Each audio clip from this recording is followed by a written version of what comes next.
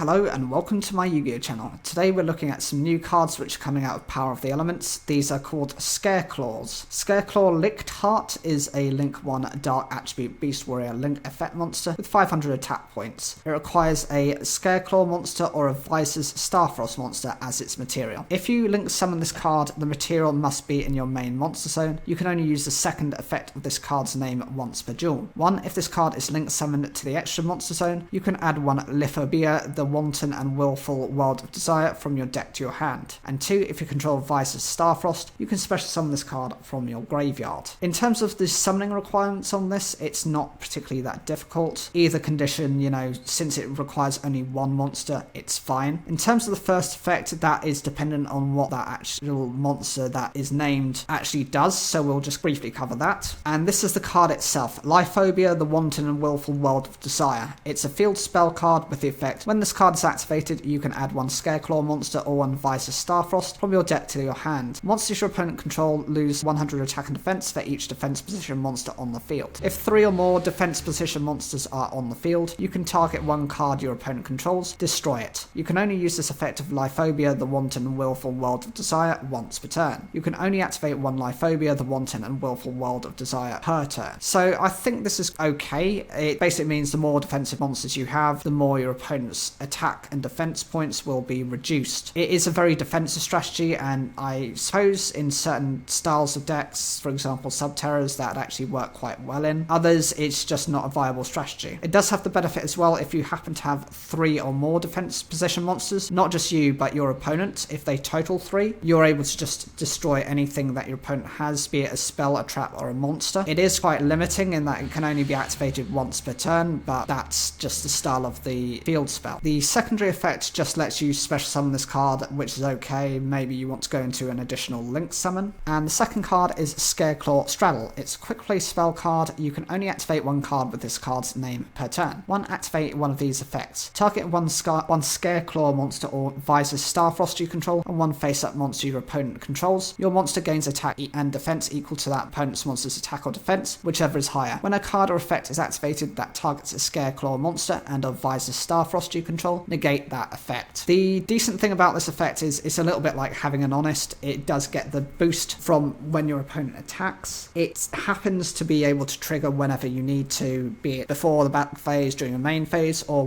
within the battle phase itself, so you do have that flexibility. Depending on how high and how strong your opponent's monsters are, you are going to almost guarantee get over those opponent's monsters, and if they're high investment monsters, that's even better. Secondary part of the effect happens to be just if a card is threatening one of your monsters, be it the Scareclaw or the Vice's Starfrost, you can just negate that effect. That helps to protect those monsters a little bit longer and may force your opponent to go -1 because they've wasted that spell, trap or monster. It's a shame it does not have the destruction effect attached to it. If that was a normal spell or trap, that's fine, it just goes straight to the graveyard anyway, but that being a monster, it will stick to that field. I would like to see some more support for this Scareclaw archetype because it does seem quite interesting. I wonder what they're planning to do in the future with it. Any suggestions, I'd love to hear those in the comments down below. And make sure to watch the video at the end screen. It will be another one discussing another set of cards from Power of the Elements.